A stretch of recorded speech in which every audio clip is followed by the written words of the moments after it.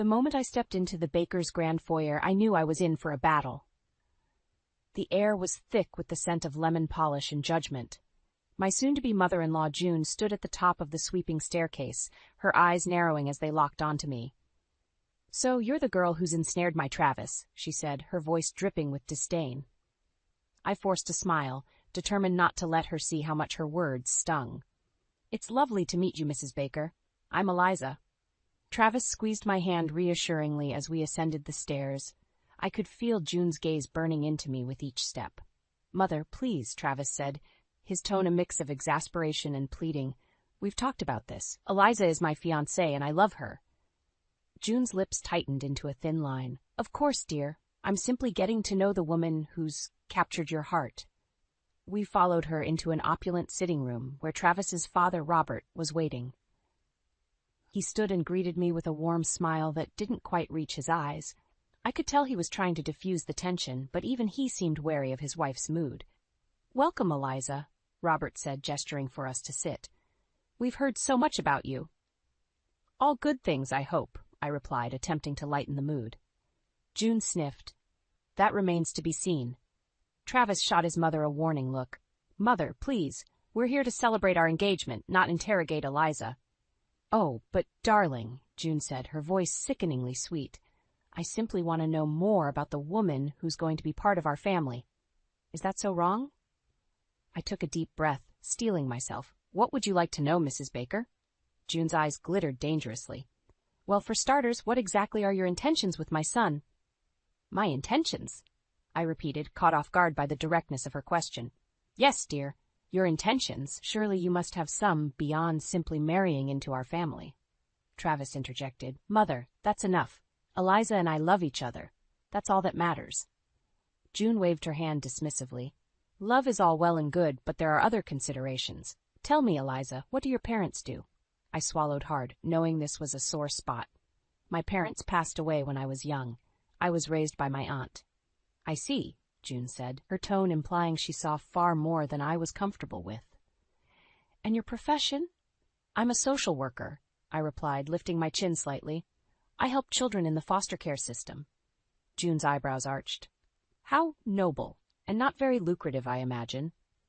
"Money isn't everything, Mother," Travis said firmly. "No, but it certainly helps," June retorted. She turned back to me, her gaze piercing. "And you're certain it's Travis you're in love with, not his position?" The room fell silent. I could feel the blood rushing to my face, a mix of anger and humiliation coursing through me. Travis stood abruptly, his fists clenched at his sides. "That's enough," he said, his voice low and dangerous. "We're leaving. Now." As we made our hasty exit, I caught a glimpse of Robert's face. He looked torn, apologetic, but said nothing as his wife smirked triumphantly. Once outside, Travis pulled me into a fierce hug. "I'm so sorry, Eliza. I had no idea she would be this awful." I buried my face in his chest, fighting back tears. "It's okay. We'll get through this." But as we drove away from the Baker mansion, I couldn't shake the feeling that this was just the beginning of a long and painful battle. June's words echoed in my mind, planting seeds of doubt and fear. I loved Travis with all my heart, but was our love strong enough to withstand the storm that was his mother? Little did I know, this was only the first skirmish in what would become a war for my happiness, my dignity, and my place in the family I was marrying into. The weeks following our disastrous first meeting with Travis's parents were a whirlwind of wedding preparations and forced smiles. I tried to push the memory of June's hostility to the back of my mind, but her words haunted me like a persistent shadow. "Honey, are you sure you want peonies for the centerpieces?" Travis asked, snapping me out of my thoughts. We were at the florist's, surrounded by a rainbow of blooms. I nodded, forcing a smile. "They're perfect." Travis frowned, sensing my distraction. "Is everything okay? You've been quiet lately." I hesitated, torn between honesty and protecting him from the truth about his mother. "I'm fine, just stressed about the wedding." Before he could press further, my phone buzzed. I glanced at the screen and felt my stomach drop. It was June. "I should take this," I mumbled, stepping outside the shop. "Eliza, dear." June's saccharine voice dripped through the phone. "I hope I'm not interrupting anything important." I gritted my teeth. "Not at all, Mrs. Baker. What can I do for you?" Oh, I just wanted to discuss the guest list. I've taken the liberty of adding a few names. I'm sure you won't mind. My free hand clenched into a fist. Actually, Travis and I have already finalized the list. We're trying to keep it intimate. June's tone sharpened. Intimate? Don't be ridiculous. This is a Baker family wedding. We have appearances to maintain. I understand, but no, I don't think you do. June cut me off. Let me be clear. This wedding isn't just about you and Travis. It's about our family's reputation, and I won't have you tarnishing it with your quaint ideas. I felt my cheeks burn with anger and humiliation. Mrs. Baker, I appreciate your input, but Travis and I... Travis will understand, she interrupted again. He knows the importance of family, unlike you, apparently. The words stung like a slap. I struggled to keep my voice steady. I'll discuss it with Travis and get back to you. See that you do, June said coldly before hanging up. I stood there, phone clutched in my trembling hand, fighting back tears. How could I tell Travis that his mother was steamrolling over our wedding plans, that she was treating me like an intruder in my own marriage? Eliza? Travis's voice startled me. He was standing in the doorway, concern etched on his face. Was that my mother? I nodded, unable to speak. He sighed, running a hand through his hair. What did she want this time? I hesitated, then decided on a half-truth. She wants to add some people to the guest list. Travis groaned. Of course she does. Don't worry, I'll handle it. As we walked back to the car, I felt a wave of guilt wash over me. I should tell him the whole truth, how his mother was making me feel. But the words stuck in my throat. I didn't want to come between Travis and his family. I didn't want to be the cause of any tension. That night, as we lay in bed, Travis rolled over and pulled me close. I'm sorry about my mother, he whispered. I know she can be difficult. I nestled into his embrace, grateful for his warmth. It's okay. I'm sure she'll come around eventually. But even as I said the words, I knew they were a lie. June's hostility was growing, not diminishing, and I was caught in the middle, trying to balance my love for Travis with the increasing strain of his mother's disapproval. As I drifted off to sleep, I couldn't shake the feeling that this was just the beginning. June's interference with the wedding was a clear message. She wasn't going to make this easy. And I was left wondering how much more I could endure before something had to give. The shrill ring of my phone jolted me awake. I fumbled for it in the dark, squinting at the bright screen. 3:17 a.m., unknown number. My stomach clenched as I answered. Hello? I whispered, careful not to wake Travis. You think you've won, don't you? June's voice, cold and sharp, sliced through the silence. I sat up, fully alert now. Mrs. Baker? What's wrong? Don't play innocent with me, she hissed. I know what you're after. You won't get away with it. My heart raced. I don't understand. What are you talking about? My son, my family, our reputation. You're nothing but a gold digger trying to worm your way into our lives. I felt like I'd been slapped. That's not true. I love Travis. Love, she scoffed. What would you know about love? You're just using him. But mark my words, I won't let you destroy what I've built. The line went dead. I sat there, phone clutched in my trembling hand, trying to process what had just happened. This wasn't just disapproval anymore. This was outright hostility. Over the next few weeks, the calls continued, sometimes at night, sometimes during the day. June's accusations grew more vicious, her threats more pointed. She called me a whore, a con artist, a leech. Each word chipped away at my confidence, my happiness. I tried to hide it from Travis, but the strain was taking its toll. I lost weight, developed dark circles under my eyes, my smile became forced, my laughter hollow. One evening, as we sat on the couch watching TV, Travis turned to me, his face etched with concern. Eliza, what's going on? And don't say nothing. I know something's wrong. I opened my mouth, ready to deny it again, but the words wouldn't come. Instead, to my horror, I burst into tears. Travis pulled me close, stroking my hair. Hey, it's okay. Whatever it is, we'll face it together. Just talk to me. I wanted to tell him everything, about his mother's calls, her accusations, the constant barrage of hatred, but I couldn't bring myself to shatter his image of his family. It's just wedding stress, I lied, hating myself for it. And work's been tough lately. Travis didn't look convinced, but he nodded. Maybe we should postpone the wedding, give ourselves more time. No, I said too quickly. The thought of prolonging this nightmare was unbearable. No, I don't want to wait. I love you, Travis. I want to be your wife. He smiled, but his eyes were still worried. I love you too, more than anything. You know that, right? I nodded, burying my face in his chest to hide my tears. The next morning, I woke to find Travis already gone, a note on his pillow saying he'd been called into work early. I was making coffee when my phone rang. Unknown number. My hand shook as I answered. Listen carefully. June's voice was low, menacing. I've tried to reason with you, but you insist on pushing forward with this farce of a wedding. So let me be clear. If you don't leave Travis, if you don't end this engagement, I will make your life a living hell. I will turn everyone against you. I will destroy you. I gripped the counter, feeling dizzy. Mrs. Baker, please. You have until the end of the week to make your decision. Choose wisely. The line went dead. I sank to the floor, my whole body shaking. This couldn't be happening. How had it come to this? As I sat there, surrounded by the shattered pieces of my happiness, I realized I had a choice to make.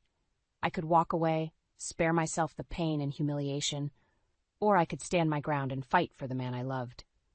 But as June's threats echoed in my mind, I wondered if I had the strength to face what was coming. And more importantly, would my love for Travis be enough to withstand the storm that his mother was determined to unleash? I stared out the car window, my stomach churning as we approached the Baker mansion. Travis and I were spending the weekend with his parents, and despite my protests, he had insisted we couldn't cancel. They're family, he'd said, oblivious to the torment his mother had been putting me through.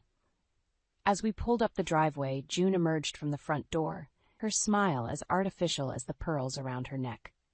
Welcome, dears, she called out, her eyes cold despite her cheery tone. Travis squeezed my hand. It'll be fine, he whispered, but I couldn't shake the dread settling in my bones. The afternoon dragged on, filled with tense small talk and pointed remarks from June. By dinner time, I was exhausted from the effort of maintaining a facade of normalcy. Eliza, dear, June said as we finished our meal, would you help me clear the table? I nodded, following her into the kitchen. As soon as we were alone, her demeanor changed. I thought I made myself clear, she hissed, slamming a plate into the sink. You were supposed to end this charade. I flinched but stood my ground. Mrs. Baker, I love Travis. I'm not going anywhere. Her eyes narrowed. We'll see about that. The rest of the evening passed in a blur of veiled insults and uncomfortable silences. By the time we retired to our guest room, I was desperate for a moment of peace. I'm going to take a quick shower, I told Travis, grabbing my toiletries. The hot water was a blessed relief, washing away some of the tension, but as I reached for my towel, I realized with a sinking heart that I'd forgotten to bring a change of clothes. I wrapped the towel around myself and cracked open the bathroom door. Travis? I called out softly. No response. The bedroom was empty. Taking a deep breath, I stepped into the hallway, intending to make a quick dash to our room. But as I rounded the corner, I collided with June. Her eyes raked over me, disgust evident in her expression. What do you think you're doing, parading around like that? I'm sorry, I stammered, clutching the towel tighter. I forgot my clothes. Forgot? She scoffed. Or perhaps you're trying to seduce my husband now too? I gasped, shocked by the accusation. Of course not. I would never. Save your lies, June snapped. I won't have you flaunting yourself in my house. The bathroom down here is off limits to you for the rest of your stay. Use the one in the pool house if you must. But it's freezing outside, I protested, shivering at the thought. Then I suggest you hold it, she said coldly, before turning on her heel and marching away. I stood there, humiliated and shaking, tears threatening to spill over. This was a new low, even for June. How could she be so cruel? I hurried back to our room, relief washing over me as I saw Travis had returned. But as I entered, his expression changed from smile to concern. Eliza, what's wrong? You're shaking. I opened my mouth, ready to finally tell him everything. The calls, the threats, and now this latest indignity. But June's voice floated up from downstairs, saccharine sweet as she called out, Travis, darling, could you help your father with something in the study? Travis hesitated, looking torn between responding to his mother and comforting me. Go, I said softly, forcing a smile. I'm fine, just a bit chilly from the shower. He nodded, still looking uncertain, and left the room. As soon as the door closed behind him, I collapsed onto the bed, silent sobs racking my body. This couldn't go on. June's behavior was escalating, becoming more overt and cruel. I couldn't keep protecting Travis from the truth about his mother. Something had to give. As I lay there, curled up and shivering, I made a decision. Tomorrow, I would confront June. I would demand an end to this torment, even if it meant risking everything I had with Travis. Because if I didn't stand up for myself now, I feared I might lose myself entirely in the process. Little did I know, my confrontation with June would set in motion a chain of events that would change all our lives forever. I woke up early the next morning, my resolve to confront June warring with the knot of anxiety in my stomach. As I crept downstairs, hoping to gather my thoughts over a cup of coffee, I heard hushed voices coming from the kitchen. "Can't keep treating her like this, June." It was Robert, his usually gentle tone tinged with frustration. I froze, my heart racing. Were they talking about me? "I'm only trying to protect our son," June hissed back. "That girl is not right for Travis. She'll ruin everything we've built." "You're the one who's going to ruin everything if you don't stop this madness," Robert replied. I leaned closer, barely breathing. "Madness?" June scoffed. "I'm the only one seeing clearly. She's after our money, our status. Travis is too blinded by her act to see it." "Enough." Robert's voice rose sharply. "Eliza is a kind, hard-working young woman who loves our son. Your behavior is inexcusable." There was a clatter of dishes, then June's cold reply, "You're as fooled as Travis. But mark my words, I'll make her show her true colors. One way or another, I'll get rid of her." I stumbled back, my mind reeling. June's hostility ran deeper than I'd imagined. And Robert? He was defending me? Lost in thought, I didn't notice Robert leaving the kitchen until we nearly collided in the hallway. "Eliza!" he exclaimed, surprise and concern flashing across his face. "Are you all right? You look pale." I opened my mouth, intending to make an excuse, but instead, weeks of pent-up anguish came pouring out. "I heard you and June talking," I confessed, my voice barely above a whisper. "Mr. Baker, I swear I'm not after Travis's money. I love him, truly. I would never." Robert's face softened. He gently guided me to a nearby sitting room, closing the door behind us. "Eliza, my dear, I know. I've seen how you look at Travis, how happy you make him. June's behavior is inexcusable."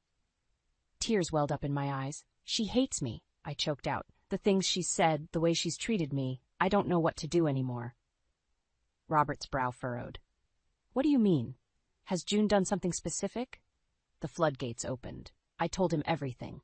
The threatening phone calls, the accusations, the incident with the bathroom. With each revelation, Robert's expression grew darker.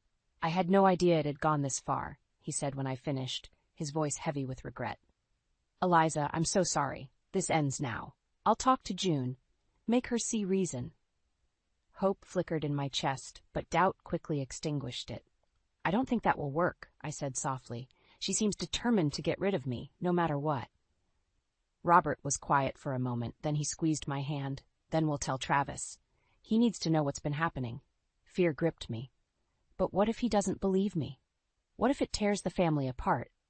"Eliza," Robert said firmly, "you are family now, and families protect each other. Travis loves you. He'll believe you." As we sat there, the weight of the decision before me felt overwhelming.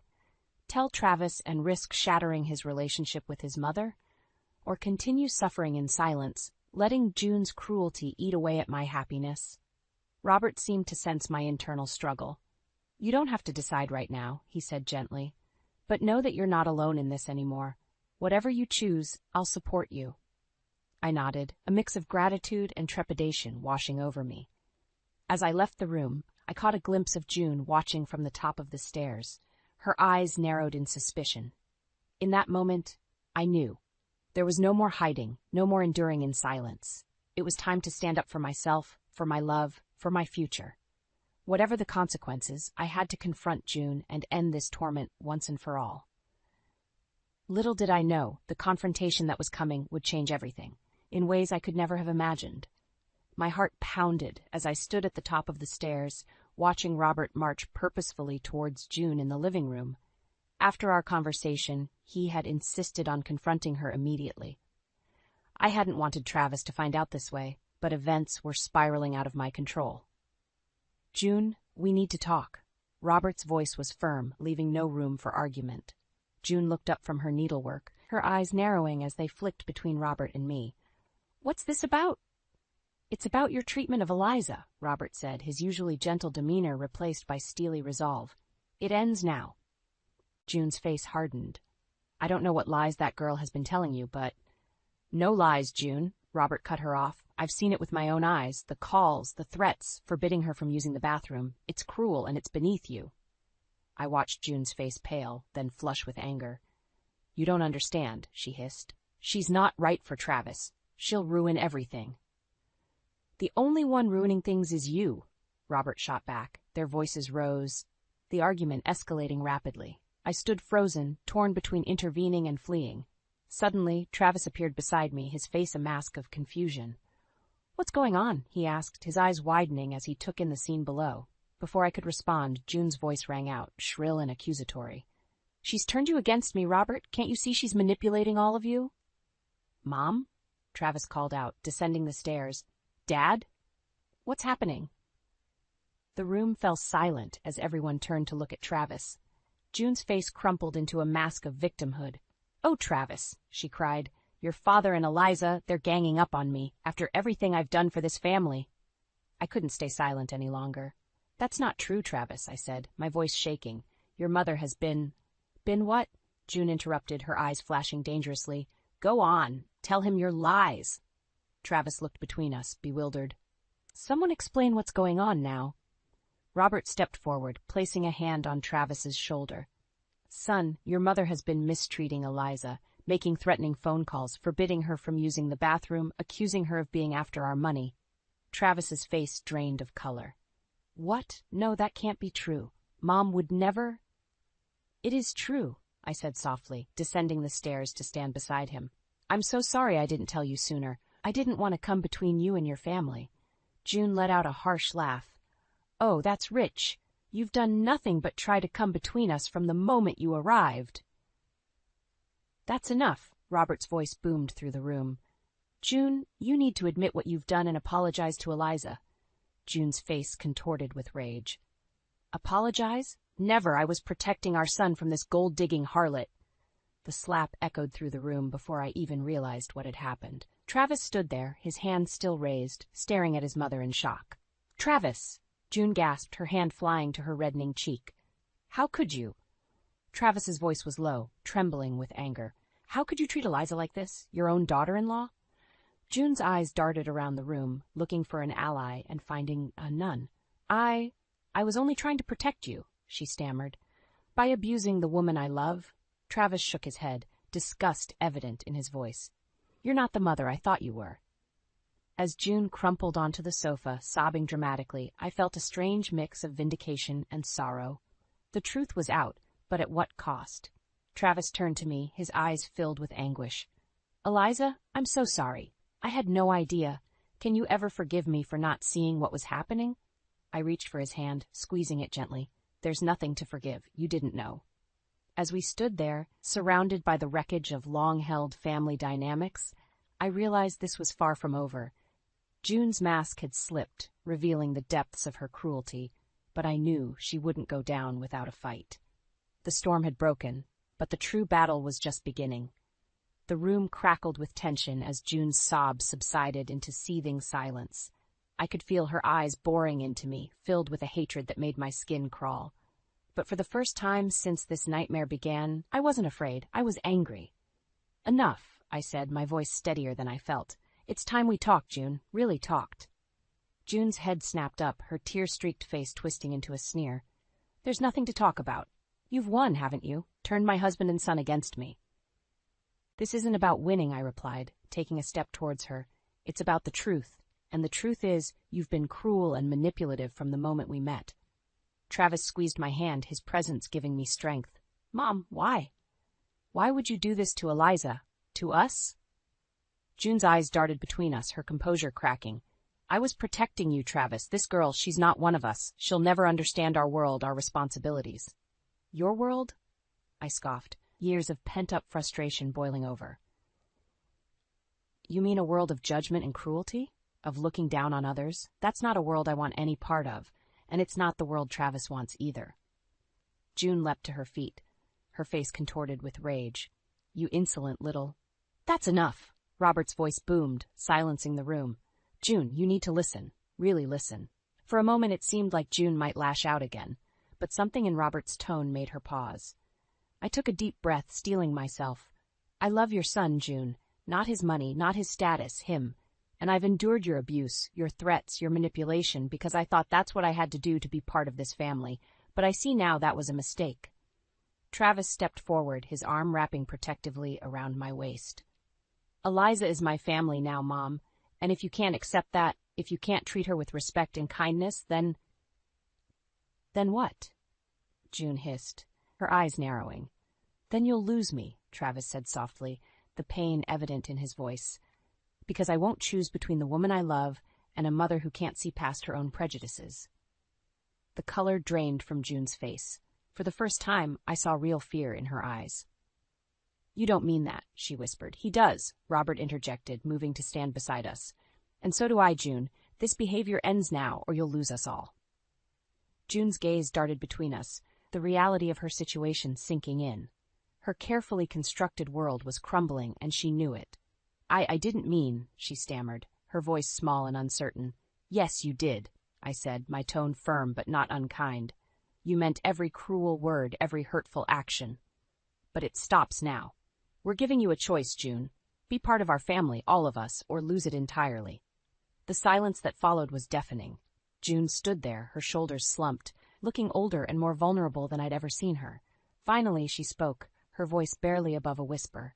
I don't know how to fix this. Start by apologizing, Travis said, and then listen. Really listen to Eliza, to all of us. Try to understand why your actions were so hurtful. June's eyes met mine, and for the first time I saw a glimmer of something other than contempt. Was it remorse? Uncertainty?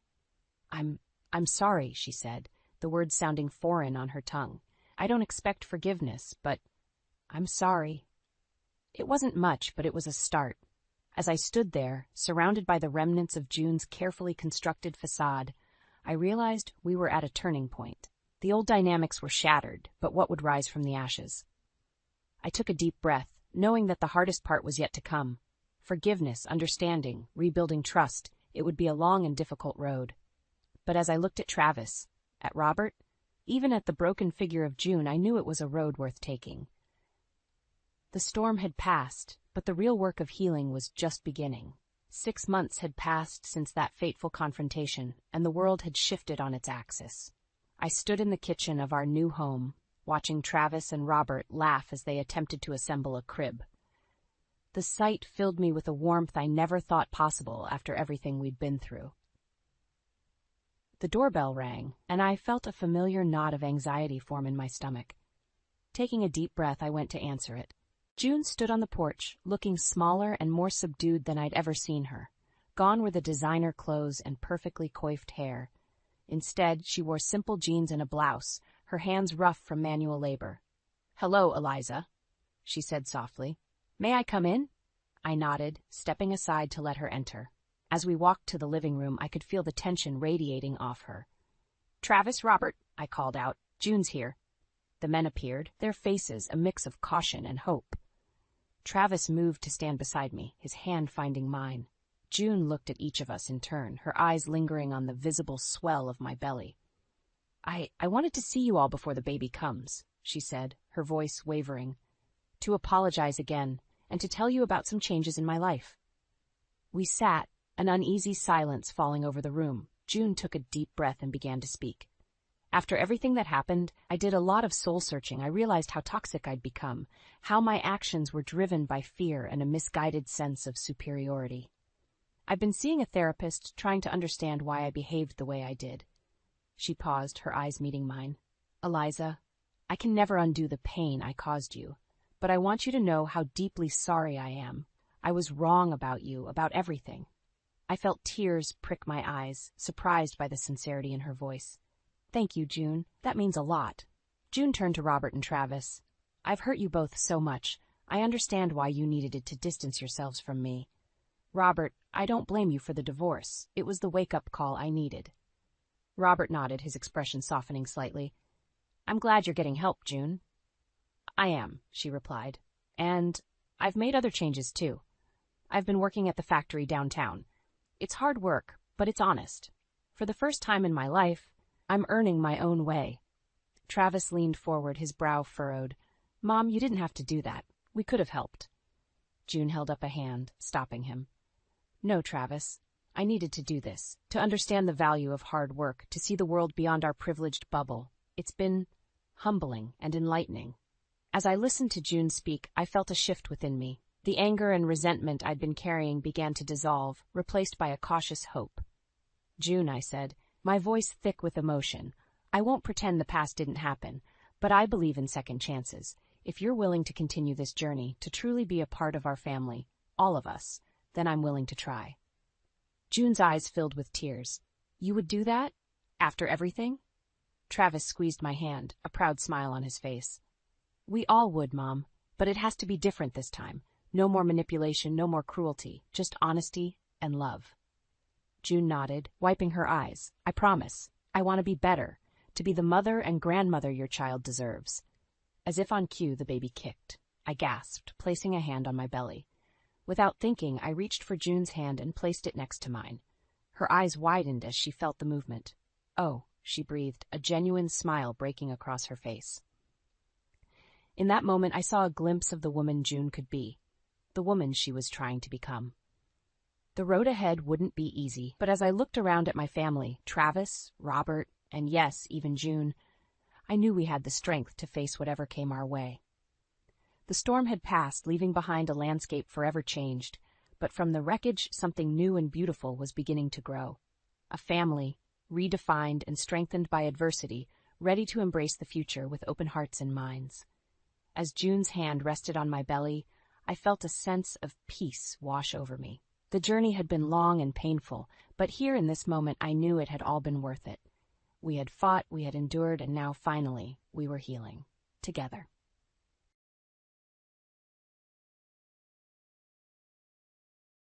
What use are you even? What's that all of a sudden?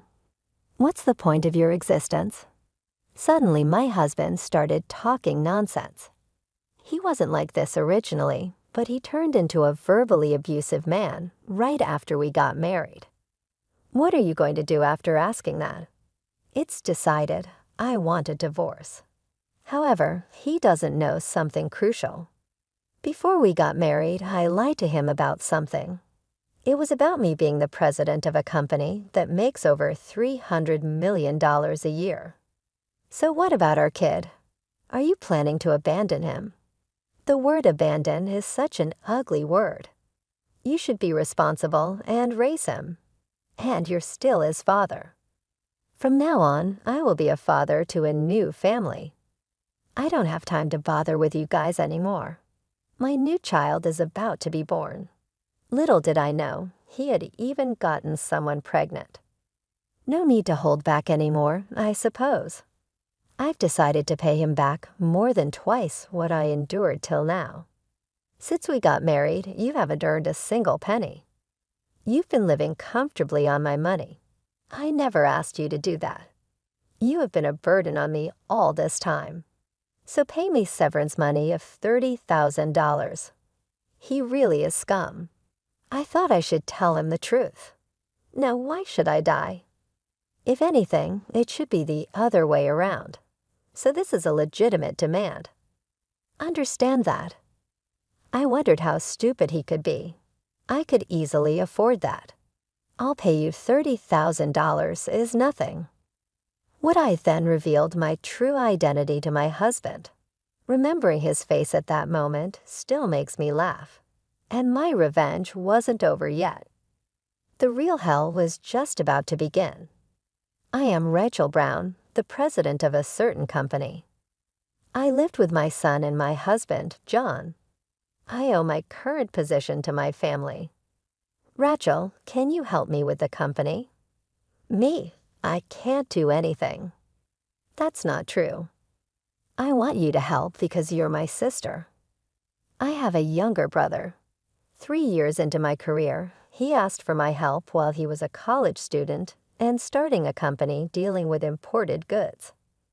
Even if I helped, what should I do? I want your advice. You've always liked goods, after all. True, I've liked cute foreign trinkets since high school.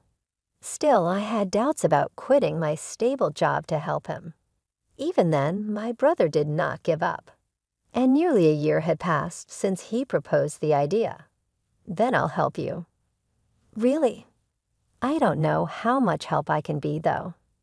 I resigned from my job in a way that seemed to appease my brother. 6 years later, working at my brother's company, I happened to meet my future husband, John. A friend invited me to a mixer. It was just to kill some time, but I was attracted to John's cool demeanor. How about we go out for dinner sometime? Sure, if you're okay with me. Before I knew it, I was inviting him. We started going out for meals and began dating.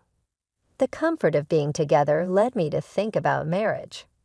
3 years into our relationship, he proposed, "I want you to marry me.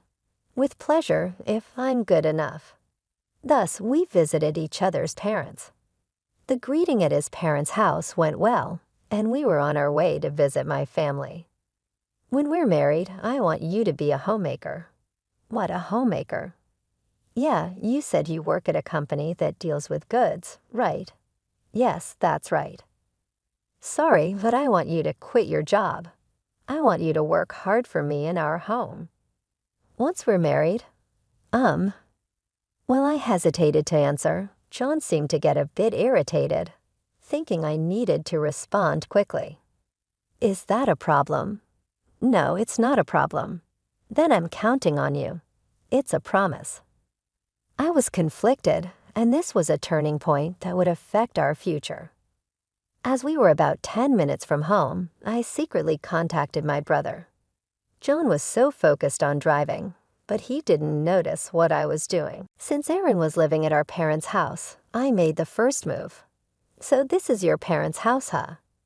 "Yes, my brother is here today, too."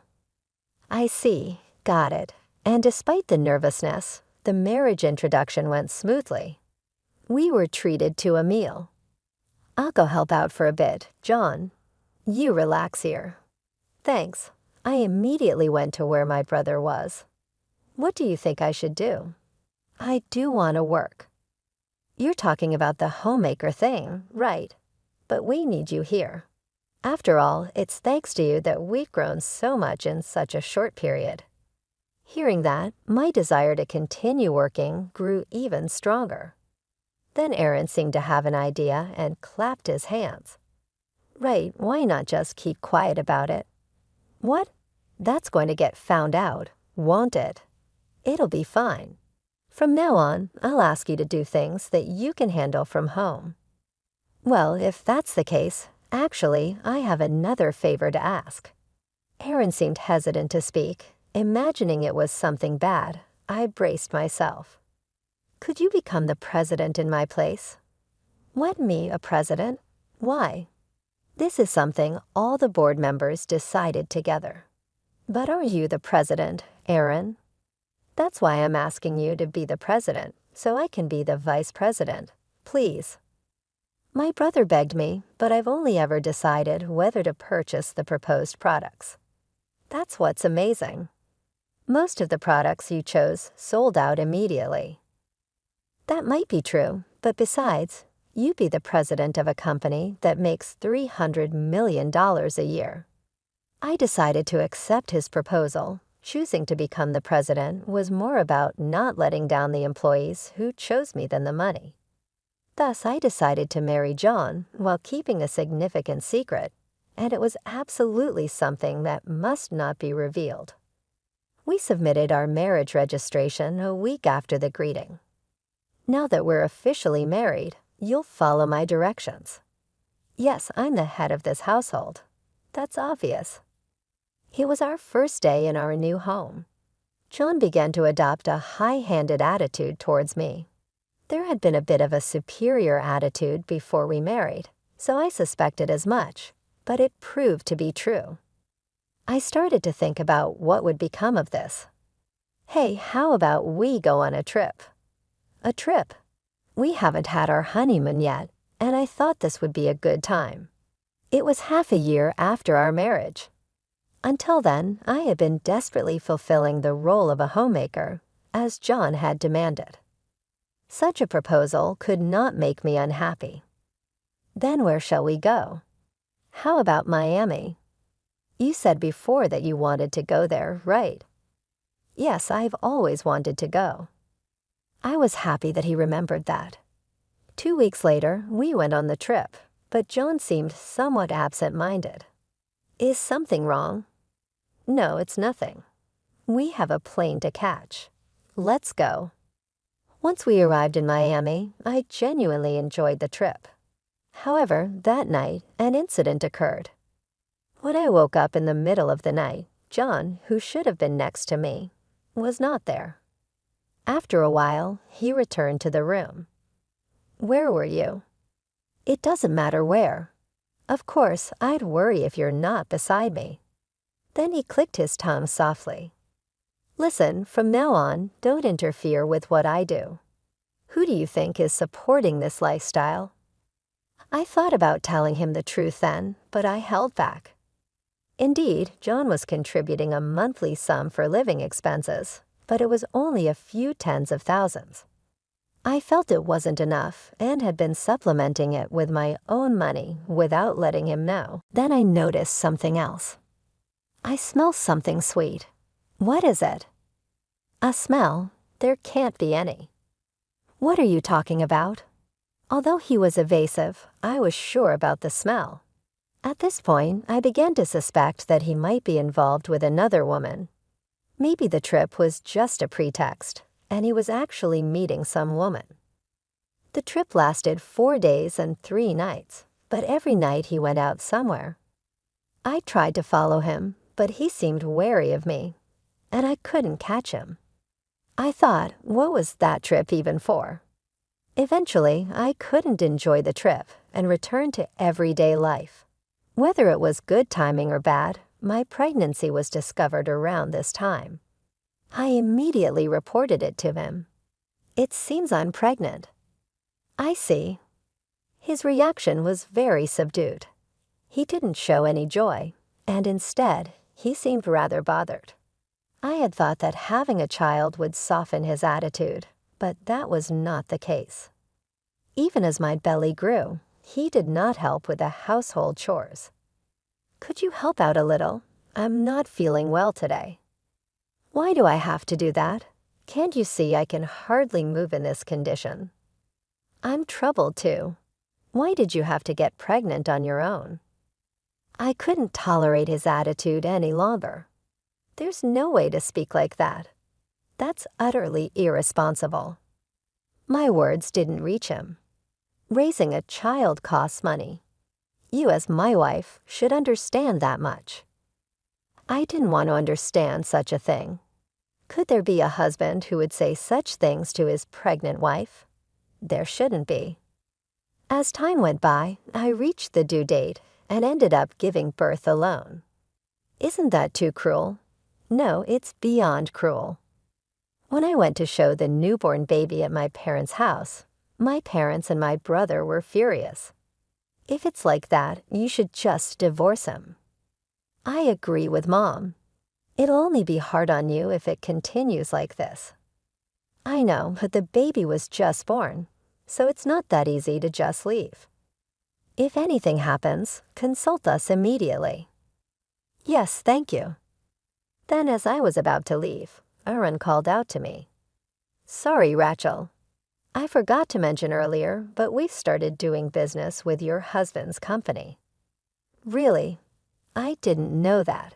Yeah, I realized it a bit late myself. Well, that can't be helped, but that information might be useful someday. You better not show that expression to anyone else. Why not just a warning? After that, I returned home, but my husband still didn't participate in childcare. It had been that way since the baby was born. I had stopped expecting anything from my husband. The baby's crying is terrible, so sleep further away from me. A baby's job is to cry. It can't be helped. Then it's your job to stop the crying. My son and I ended up sleeping in the living room, the furthest room from the bedroom. He continued to complain about trivial things.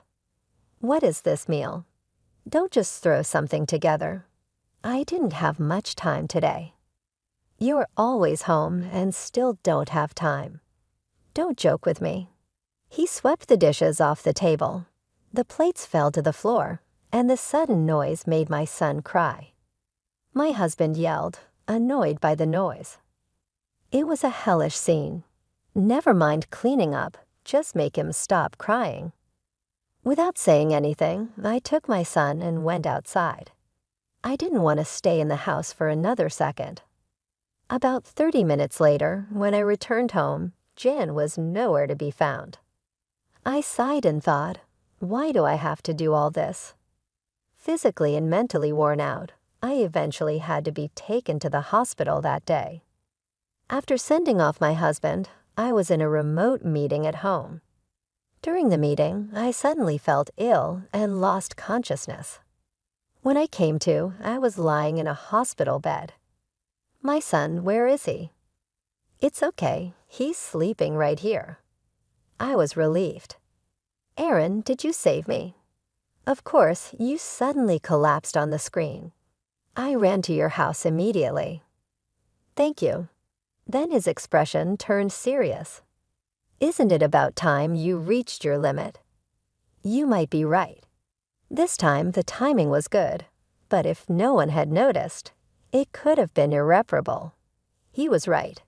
Considering my son, I thought I needed to make a decision soon. I took a deep breath. You're right, Aaron. I've been avoiding it for various reasons, but for my child's sake, I need to have a talk with John. That's definitely the best. If anything happens, Mom and I are here too. Thus, I decided that once I was discharged, I would bring up divorce with my husband. The diagnosis was exhaustion, so I was hospitalized for about 3 days before being discharged.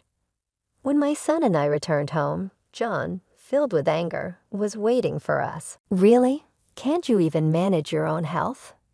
There's something I need to talk about. Talk? Do it later. I'm going out now, Rachel Brown. Wait a minute. He left without saying where he was going, and he didn't return that day. He hardly ever came home after that, and I lost the opportunity to bring up the topic. Even when he did come home, there was no conversation like a married couple, and it became normal for him to take his belongings and leave again. That day, too, he went to work in the morning, and no matter how long I waited, he didn't come back. As I stayed up all night waiting to tell him about the divorce, I received a call from John's phone number. Hello. What time will you be coming home? But it wasn't his voice I heard on the other end. Are you his wife by any chance? And who is it I'm speaking to? I'm Nicole. I'm dating John. I immediately understood that she was his affair partner. This was clear evidence, and I thought it would be good material for the divorce. I see. You're not surprised. That's unexpected.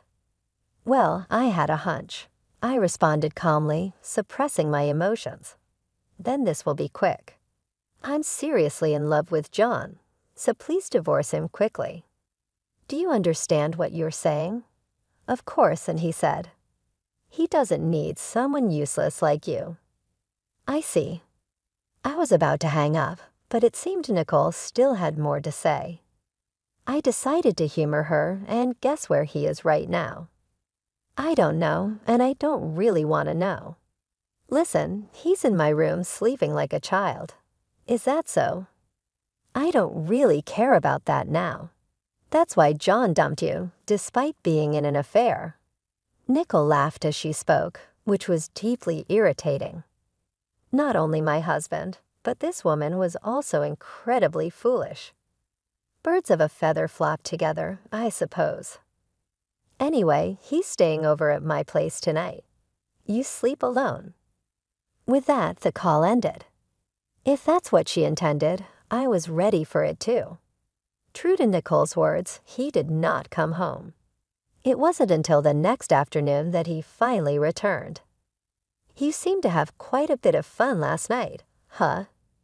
What are you talking about? Didn't you hear? A woman named Nicole called me from your phone. She shouldn't meddle. His face, which had been sour, suddenly seemed to resign. She said you two are in love. Well, yeah, you're not denying it. What's the point then? He sat on the sofa and looked up at the ceiling. Hey, what use are you even? What's that all of a sudden? What? What's the point of your existence? Suddenly, he started saying things that made no sense. It had started again. Perhaps by belittling me, he was satisfying his own self-esteem. If that was the case, it was hopeless. What are you going to do after asking that? Just checking, just making sure you're aware. What if I wasn't aware? Then it's divorce. Divorce? Your mistress also told me to leave you. Then that's fine. You're useless to me anyway. Actually, you were useless even before that. It's fine to get a divorce, but you might regret it. Me regret? No way. He didn't know something important. Before we got married, I had lied to him about something. It was that I am the president of a company with an annual turnover exceeding $300 million. However, there was something else on my mind. Our child. So what about our kid? Are you planning to abandon him? The word abandon is such an ugly word. You should be responsible and raise him. And you're still his father. Hey, you just said it was okay to divorce, right? Besides, I'm going to be a father to a new family. I don't have time to bother with you guys anymore. The new one is about to be born. I couldn't believe he had gotten her pregnant. Nicole herself hadn't mentioned it, so I couldn't have imagined such a thing happening given this situation. There was no need to hold back from him anymore. I was determined to return everything he had done to me doubled. Besides, you haven't earned a single penny since we got married. You've been living comfortably on my money. I never asked you to do that. You've been a burden to me all this time. So pay me severance money of $330,000. He really is scum. I decided to tell him the truth. Why should I? If anything, it should be the other way around. So this is a legitimate demand. Understand that. There's no way I could understand that. It's for all the losses you've caused me. Well, it's not just that. But I'm being nice by not asking you for more since you don't have money. I wondered how stupid he could be. I could easily afford that. I'll pay you $30,000. Is nothing. What I decided to reveal my true identity to my husband. He was the one who didn't understand. Thinking about what was to come, I couldn't help but feel excited. What are you gaping at? What are you thinking? Who knows what are you talking about? Don't play dumb. There's no way you can pay $330,000. Why would you think that? Because you quit your job to be a homemaker. It seemed his brain couldn't keep up. Actually, I never quit my job. You didn't quit, but you've been at home all this time. I can do it from home. If you can't believe it, I'll show you proof. I took a business card from my wallet and handed it to my husband. My name was written on it prominently as the CEO. No way. You're a CEO. I know it's hard for you to believe, seeing as you've underestimated me all this time, but this is the truth. I don't believe it. You're trying to trick me. I'm not in the mood for complications now. And another thing, my company's annual revenue is $300 million. Yes, it's an amount you could never hope to earn, no matter how hard you try. John visibly despaired. However, my revenge was far from over. Sorry to see you despairing, but there's more. More? Your company started dealing with general merchandise recently, right? You've got to be kidding. When I heard it from my brother, I was shocked, but I thought it could be useful. The dealings were managed by him, but I am the head of the company. I think I'll have to cancel our dealings then. It seems impossible to continue with a company that employs someone like you. Wait, please. If you do that, I'll be fired. That's none of my concern. We're getting a divorce after all. I apologize for everything until now. Right from now on, I'll listen to whatever you say. What a man without pride. He looked down on people, but could easily discard his pride for self-preservation. Thinking that I ever loved such a man made me feel pathetic. Unfortunately, that's not possible. Maybe you should start looking for another job now, please. I'll break up with Nicole. But isn't a child on the way? Are you going to abandon that child too? I never wanted it. She was the one who insisted on having it. You know you used to say the same thing to me. The more he spoke, the more he tightened the noose around his neck. Anyway, my decision won't change. You can use this house as you like. Why don't you invite Nicole here? I left the house holding my son. I had no attachment to this house, and we could buy new things for ourselves. We decided to head to my parents' house first. What happened all of a sudden? I'll be staying here for a while. You've made up your mind. I had decided already, but it took quite a while because of various things. Take your time. After putting my son to sleep, I contacted my brother about the dealings with John's company that you mentioned. So does that mean you're getting a divorce? Well, it's only a matter of time, but there are some things I need to take care of first. I figured it would come to this, so I'm ready. As expected of my brother. Then I decided to have him handle the termination of the contract. I won't stop now. I'll make both John and his affair partner, Nicole, see hell. Then there were several missed calls from him. I decided to answer just for kicks. What's up? Where are you? I don't plan on telling you. Please, can you come back home? There's no way I'm coming back. Don't you get it? Also, it's been officially decided not to continue the contract with your company. Is that true? Yes, and I've arranged for my brother to tell your company everything. He had nothing more to say. Whatever you try to do, this fate won't change. You better tell Nicole too. Bye. After hanging up, I laughed out loud. The scenery that had seemed so gloomy before suddenly felt brighter. There's still a final touch left, but for now, I decided to savor the current situation. 3 days after arriving at my parents' house, I've taken care of everything you asked for. You can relax now. Thank you. Now I'll take care of the rest. Got it. Let me know if you need anything. I'm counting on you. That same day, I went to consult with a lawyer. Given his behavior, there was a good chance he would be difficult about the divorce. I told the lawyer about everything up to now, including the affair and the fact that he had gotten the other woman pregnant. With that much evidence, the lawyer immediately proceeded with the formalities. I thought, looks like everything will be okay now. The next day, the president of John's company came to apologize personally. It was only natural given that an employee's actions had blown up the contract. After hearing more, it turned out he had been fired, just as I expected.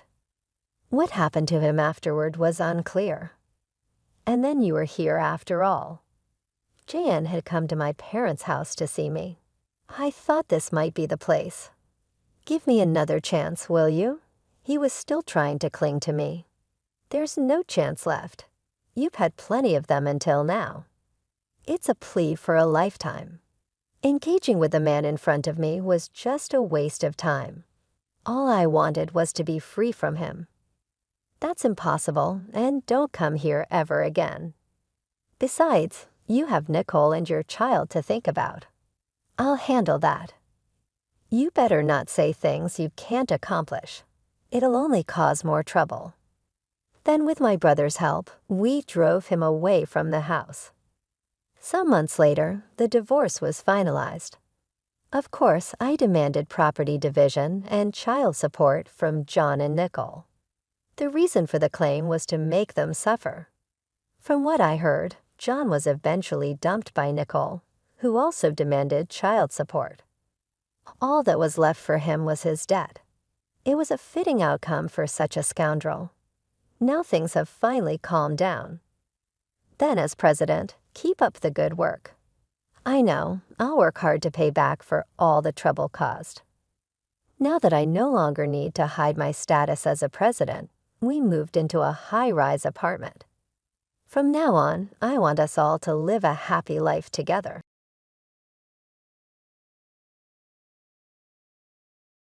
Hello, I'm Denise, and I'm currently 35 years old. When I was just 8, I lost my mother, which led to my father raising me on his own. This went on for about 10 years until I was around 13. That's when my dad shared with me that he had started dating someone. At that age, I didn't really have strong feelings about it. However, when I was 14, my dad introduced me to his girlfriend Margaret and mentioned they were planning to marry. Margaret was significantly younger than I expected, being only a decade older than me. Initially, this age difference startled me a bit, but with time, it became less of an issue for me. Margaret and I didn't exactly click. She often tried too hard to act like a mother to me, which felt overwhelming. Despite my attempts to discuss this with my dad, he seemed to take Margaret's side. This didn't sit well with me, and my relationship with my dad remained strong. We would meet for lunch every other weekend. My dad sometimes tried to encourage a relationship between Margaret and me, but eventually he seemed to accept my feelings. Professionally, I was doing quite well. Straight after college, I landed a job at a reputable firm. Financially, I was neither wealthy nor struggling, living a comfortable life and managing to save. However, my world was shaken when I was 30 as my dad tragically passed away in an accident. Losing him was an enormous blow, leaving me to navigate profound grief. I struggled immensely, often crying myself to sleep and finding it hard to get through the day. Fortunately, I was able to take a week off work to grieve. Despite our strained relationship, I knew Margaret and my dad had shared a deep love, so I tried to check on her. The first time I saw her after the accident, she appeared surprisingly unaffected, at least outwardly. I, on the other hand, was visibly distressed with puffy, dark circles eyes and a blotchy complexion from constant crying. It struck me how different our grieving processes appeared to be. Though I recognized it might seem judgmental to expect her to grieve in the same way, in the beginning, I secretly wished I wasn't the only one feeling such a profound sense of loss over my dad, who meant everything to me. This feeling slowly dissipated when Margaret and I had a heart-to-heart, as she tearfully reminisced about the wonderful person my dad was, and how his absence left a void in our lives. It became clear to me that she too was grappling with grief. Following this conversation, I found myself visiting Margaret more frequently. Our meetings over tea became a space where we could openly share our emotions. It was refreshing to interact with her as herself, rather than in the role she had tried to fill as a mother figure. One day during one of our talks, Margaret began sobbing uncontrollably. It caught me off guard because our discussion hadn't touched on anything particularly sad. I quickly moved to comfort her, letting her lean on me. Once she had settled a little, I gently inquired about what had upset her so much. Through her tears, she explained that she had received a worrying letter from the bank. She had been so engrossed in caring for my dad and handling his medical bills in the preceding months that she'd neglected the mortgage payments. Now, with the mortgage in her name and no job to her credit, she was facing the threat of homelessness. The bank had given her a 5-month deadline to clear her dues, including the mortgage payments for those months.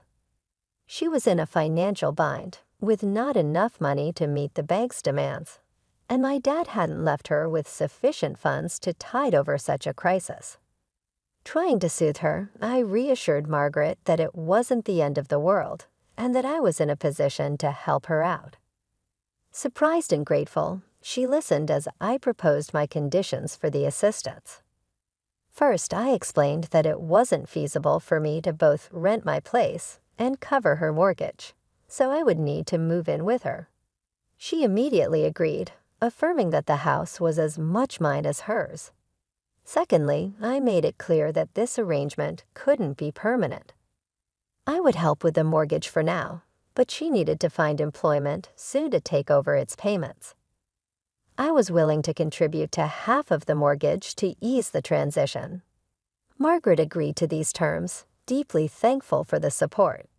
Through this ordeal, we found a new understanding and appreciation for each other, brought together by our mutual love for my dad and our shared commitment to honoring his memory. However, I emphasized that Margaret would need to secure employment and over time reimburse me for the financial help I was offering. She assured me she would. Understanding the immense transition from financial security to uncertainty evoked my empathy towards her. The anxiety and stress she must have been feeling were unimaginable. But thankfully, I was in a position to assist. Thanks to a principle my dad instilled in me: the importance of maintaining a robust savings account for unforeseen challenges. Within the following week, I reached out to Margaret's bank to negotiate the mortgage payments and prevent the foreclosure. Margaret had missed 5 months of payments, which, along with late and pre-foreclosure fees, amounted to approximately $220,000. It was a significant sum, even from my savings, but it was necessary to prevent Margaret from losing her home. Her gratitude was palpable. She even prepared a lavish feast as a gesture of thanks, showcasing a humility I hadn't seen in her before. I reminded her, though, of the importance of beginning her job hunt promptly, a process she assured me had already commenced. Moving in with Margaret marked a new chapter. Living together again was an interesting adjustment. Margaret had become more particular about the cleanliness of the house than I remembered, a trait I didn't mind except when it came to my personal space.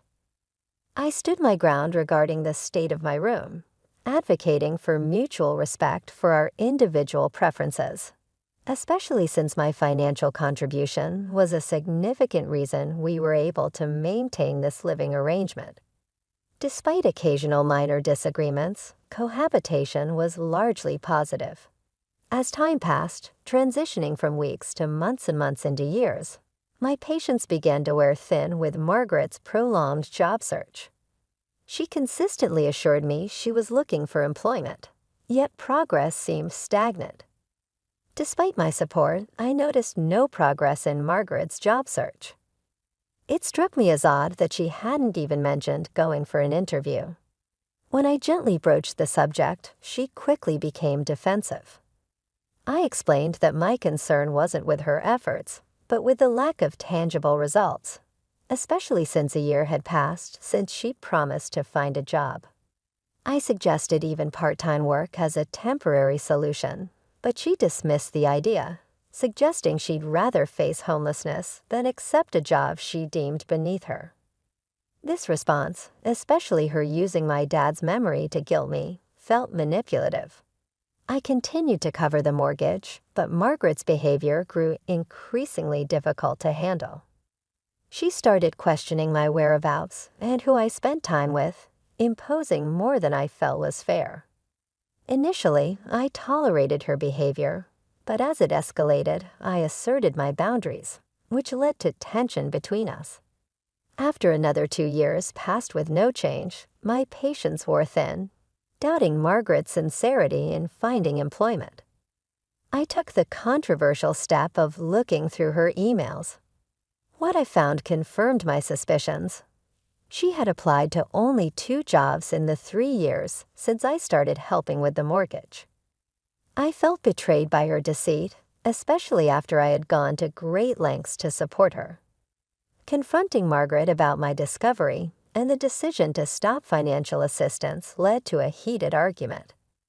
She reacted poorly, failing to understand the gravity of her actions and my frustration. This moment was a turning point, forcing me to reassess our living situation and the sustainability of our current arrangement.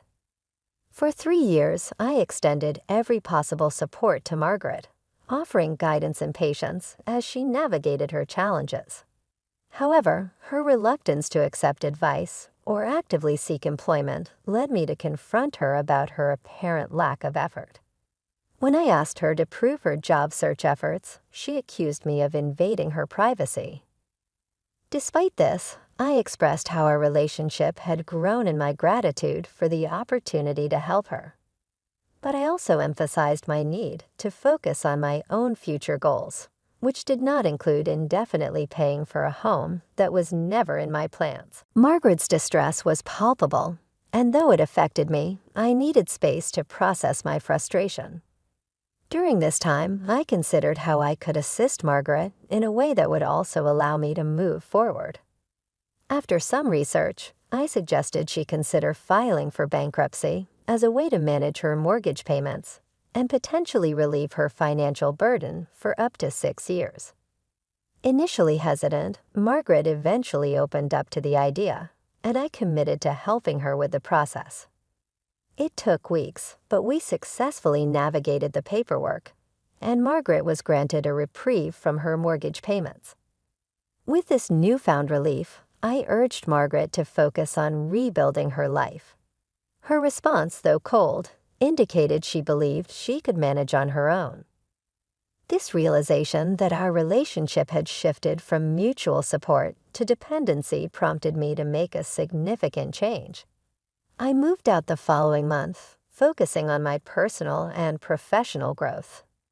As time passed, the distance between Margaret and me grew. We barely communicated, and it became clear that the effort to maintain our connection was one-sided. This chapter of my life, while challenging, taught me the importance of setting boundaries and prioritizing my well-being alongside my willingness to help others. Despite everything, I made an effort to check in on Margaret from time to time because she was important to my dad, and he loved her deeply. Whenever I inquired about her well-being or if she had found work, she responded dismissively, telling me it was none of my business. Her coldness stung, but over time, I learned to let it slide, focusing instead on the positive trajectory of my own life. However, about 6 months after Margaret's bankruptcy relief ended, she unexpectedly appeared at my doorstep, looking visibly distressed. Her disheveled appearance and evident weight loss signaled she was facing severe hardships. Despite anticipating a request for help and mentally preparing to refuse, I couldn't ignore her plight and invited her in to talk. Margaret confessed to spiraling into deep loneliness and depression after I moved out, expressing regret for pushing me away during her moments of anger.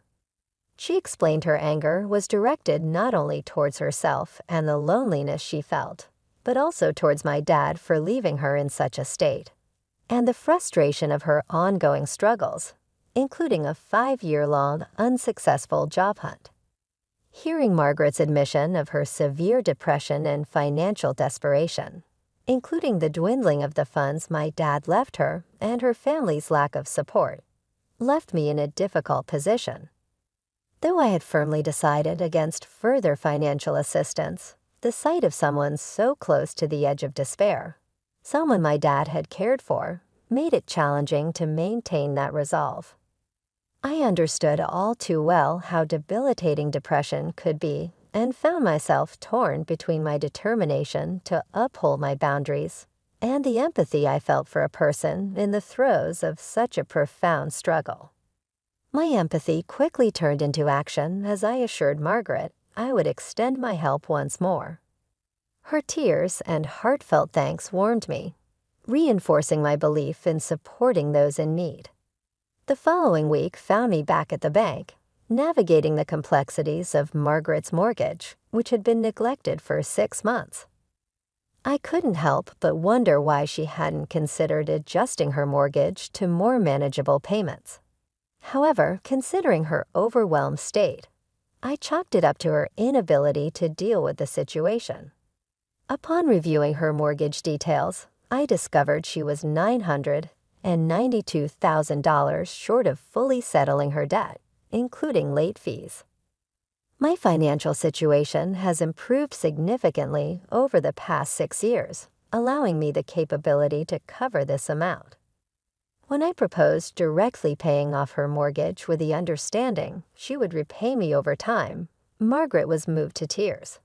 She eagerly agreed, promising repayment. I planned to formalize this agreement in writing, but somehow Margaret persuaded me to prioritize settling her debt before drafting any contract. After paying off her loan, I visited her home only to be greeted by a scene that unsettled me deeply. An unknown car was in the driveway, and inside the sound of Margaret's laughter, intertwined with a man's voice, filled the air. Entering the living room, I was confronted with the sight of Margaret, comfortably seated on another man's lap, a stark contrast to the grief-stricken widow who had spoken so fondly of my father just a week prior.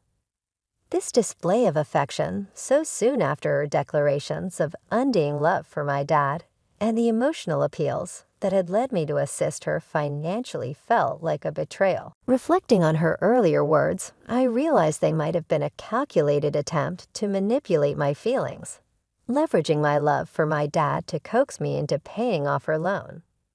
The realization struck hard when Margaret, noticing my presence, pointed me out to her companion with a laugh, introducing me in a manner that felt dismissive and exploitative. This moment crystallized the manipulation I had overlooked, prompting me to reconsider the nature of my support and the boundaries I had allowed to be crossed. During an unexpected and unsettling visit, Margaret gloated to her companion about how she had cunningly manipulated me into paying off the house's mortgage, a property she acquired through my father. She admitted to feigning helplessness to secure my financial assistance, revealing her true colors and intentions. Her lack of genuine affection for my father and her exploitation of our relationship for financial gain was blatant. Stunned by her callousness and deceit, I confronted her, only to be met with a shocking lack of remorse. She proudly declared her victory, boasting about owning the house and her new life with her boyfriend, utterly dismissing the love my father had for her. Feeling betrayed and hurt, I left her house in tears, determined not to let her triumph in her deceit. Fortunately, I had a moment of providence. The bank had a policy of holding large transactions for a day, allowing me the chance to cancel the transfer upon realizing Margaret's deceit. I promptly canceled the payment, cutting off all contact with her, ensuring she could not reach me again. As days turned into weeks, Margaret remained oblivious to the canceled transaction, living under the false assumption that she had secured the house. Meanwhile, I moved on, both physically and emotionally, taking solace in the knowledge that her treachery would soon come to light. True to expectations, the mortgage payment was never completed, leading to the foreclosure of the house.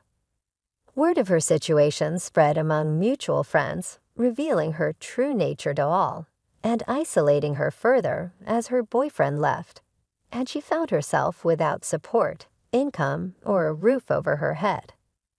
This painful experience taught me the harsh reality of human nature and the importance of guarding my emotions against manipulation.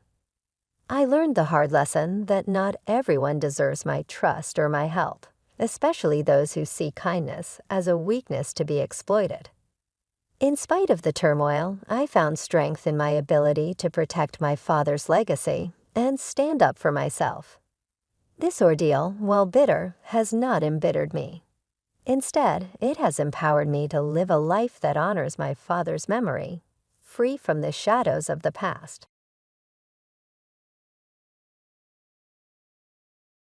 My name is Lisa, and I am 37 years old.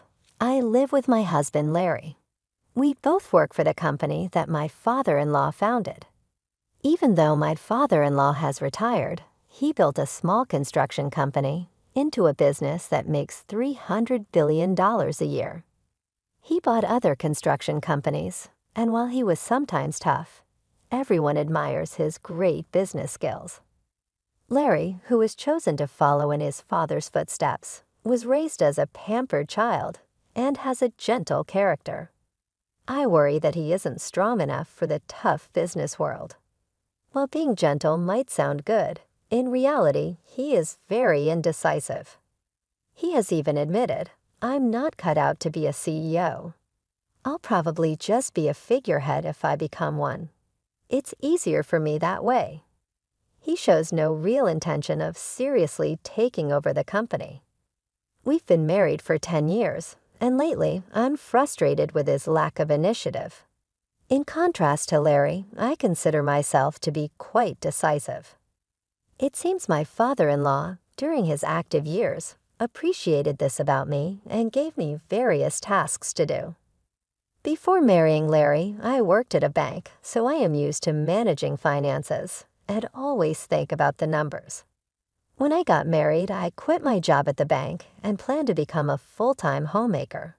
However, my father-in-law asked me to work for the construction company instead.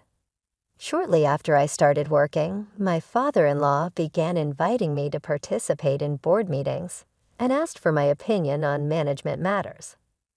At first, the board members seemed skeptical about including the founder's daughter-in-law in important meetings. But as I consistently provided useful insights, they started listening to my suggestions. Although Larry was also a board member, he rarely attended meetings and was exempted by the other board members and my father-in-law as normal. When I came home from a meeting one day, I found Larry casually watching TV. "Why didn't you attend today's meeting?" I asked angrily. "You're a key member. You should take it seriously." Without showing any guilt, he replied, "Even if I go, I don't really understand the discussions. Besides, the board members prefer you, so there's no problem, right?" I wonder if he was upset by my involvement in board meetings. Though he made such remarks, my father-in-law has been teaching me the details of running the business and seems to be grooming me as a successor. About 3 years after I started attending meetings, my father-in-law retired completely. When there were major decisions to be made, the board members would consult me, while Larry was sidelined. I had hoped that being in such a situation would push Larry to work harder, but instead, he became even more disengaged from his work. Although he would come to the office in the morning, he'd disappear somewhere by noon and just stay home for the rest of the day. When he saw me at home, he wouldn't talk about work at all, seeming indifferent to the company's affairs. Meanwhile, my workload at the company was increasing, and I was getting busier. After my father-in-law's retirement, the board members relied on me more and more, and I was given duties similar to a CEO's. Given that we're a large company with many employees, I've been committed to increasing sales and profit for the sake of our workers. With the hard work of our employees, our sales began to grow. I found running the company more interesting and became more engrossed in my work. Conversely, my husband Larry seemed to be losing interest in his work, and his appearances at the company began to diminish. The conversation between us at home had lessened, and our relationship began to become tense.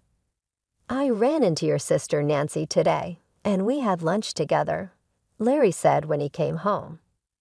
My sister Nancy is 3 years older than me and had just divorced about 4 months ago. The cause of her divorce was infidelity on her part, which led to a big commotion when her enraged husband stormed into our parents' home.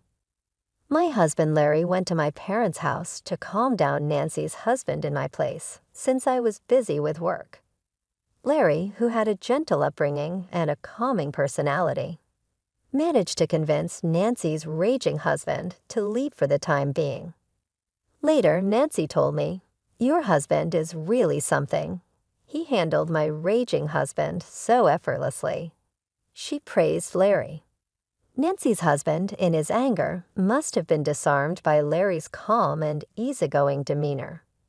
Nancy was able to divorce her husband after paying alimony. But since this incident, she seemed to look at Larry differently.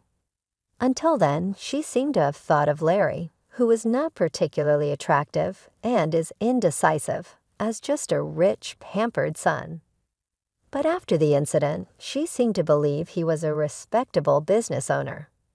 Nancy, now single after her divorce, probably saw Larry as a great catch, as she always loved wealthy men.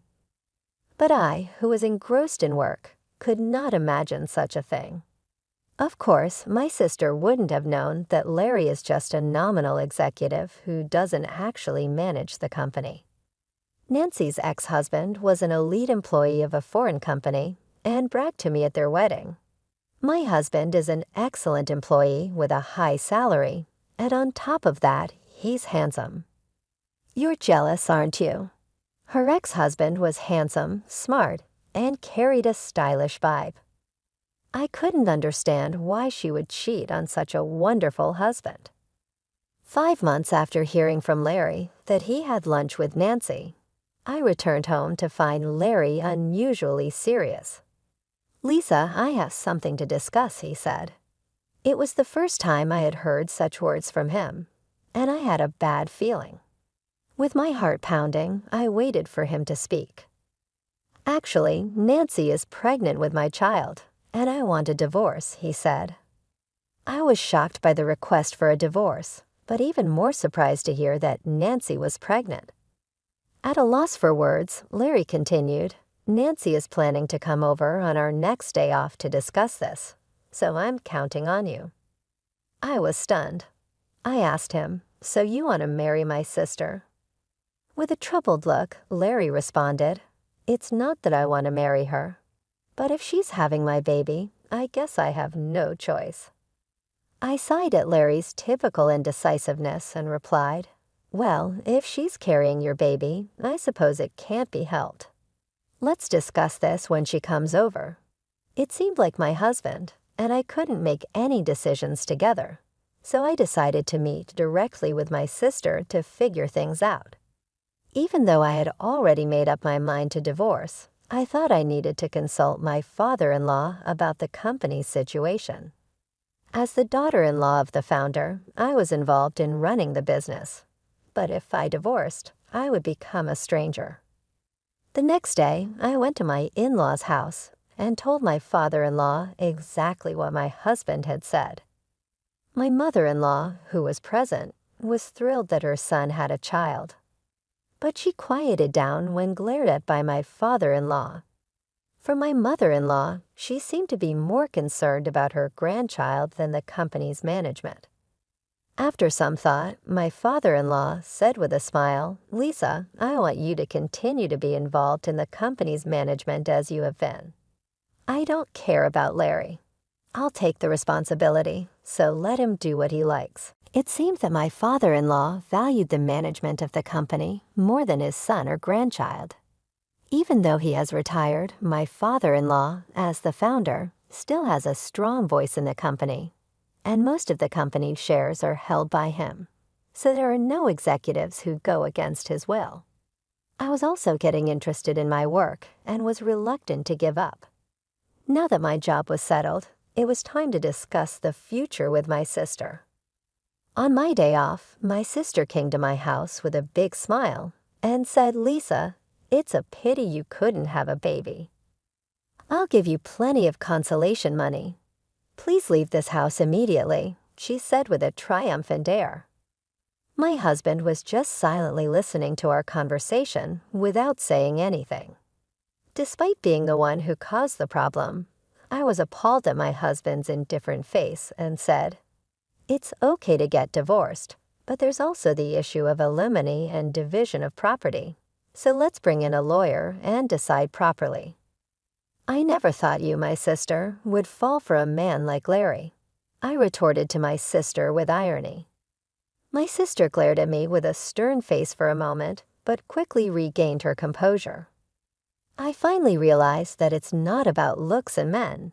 It's about what's inside. It was funny to hear my sister talk as if she fully understood my husband's inner self. Holding back my laughter, I said, "That's great, isn't it? From now on, live happily with Larry." The inner self my sister was talking about might be money. She seemed to think my husband was the president of my father-in-law's company, but it didn't seem like she had heard anything from him. When the discussion was over, my sister said she would start living here and brought a moving company. Though I only took out the necessary items, knowing my quick-tempered sister, I had already arranged for a new apartment. I also hired a lawyer and had documents prepared for the division of property and alimony claims. The next day, after moving out my belongings, I started negotiations for alimony and the division of property with my husband and sister, accompanied by my lawyer. My husband was still there, sitting with an indifferent face, and only my sister was speaking. "As I said before, I'm willing to pay as much alimony as you want, so please decide at your convenience," my sister said. Hearing my sister's words, my lawyer decided to also claim alimony against my sister in addition to my husband. My sister is still paying alimony in installments to her ex-husband, so my lawyer had said in advance that it might be impossible to claim alimony from her. But since she said she would pay me as much as I wanted, I decided to make a claim. When it came to negotiations about the division of property, my sister excitedly said, "This mansion is originally Larry's family's, so it shouldn't be part of the division of property, right?" The lawyer answered my sister calmly, "This building and the land belong to the company, so it's up to the company to decide." It seemed like even my husband thought this house belonged to his father. "Is that so?" "I thought this house was Dad's," he said casually. My sister, on the other hand, was taken aback and confronted the lawyer. "Wait a minute. So does that mean I can't live in this house?" The lawyer responded in a businesslike manner, "Since it's company property, you can continue to live here if the company allows it." At this comment, my sister seemed to breathe a sigh of relief. "Oh, you should have said that earlier. It'll be fine since Larry, the president, will be living here," my sister said. The lawyer looked surprised for a moment, then burst into laughter. "What are you talking about? Lisa is the president, not Larry." I stepped in for my husband, who looked troubled, and explained to my sister, "Larry is merely an advisor without any executive rights. I'm an executive director, and I was also made president. Our father-in-law, the founder, had always been the president, but when he retired, he made me an executive director and president. The other executives appreciated my performance, and there was no opposition. On the other hand, my husband, thanks to his father's arrangement, was receiving an executive salary as an advisor without executive rights. It's more of a pity than being a mere employee. Even though it's called an executive salary, since he wasn't really doing any work, it was less than what an ordinary employee would get. So I was bearing all the living expenses. My husband, who didn't care about our household finances, didn't even care whether the house he was living in was company-owned or belonged to his father. Although our home was company-owned, my responsible father-in-law had always charged me rent. Though I thought of it as a normal rental property, the lawyer, still laughing, asked me, "Can we continue to rent this house to Larry?" My sister reacted to the rent part of the lawyer's question. "What do you mean by rent? Are you suggesting that I take rent from Larry? Isn't it the company's property? Just make it free," my sister said. The lawyer presented the rent amount, laughing heartily at her words. She was shocked to see the figure, and so was her husband Larry, who seemed to be hearing about it for the first time. "Guess a house this big does have a high rent."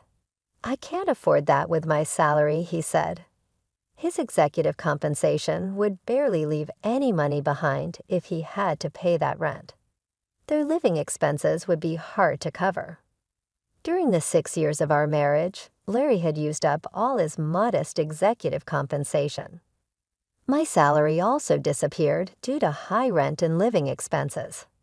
There were hardly any assets left, and splitting the savings was the only way for asset division. After the lawyer left, my sister, who now knew that the mansion she had been hoping for was actually rented, seemed utterly deflated, staring blankly. Larry was grinning as usual. I suggested, "Why don't you move out and go back to your parents' house? Your mother was so happy about the pregnancy news." Larry agreed, but I couldn't help laughing inside at why I had to consider this man who was about to be my ex.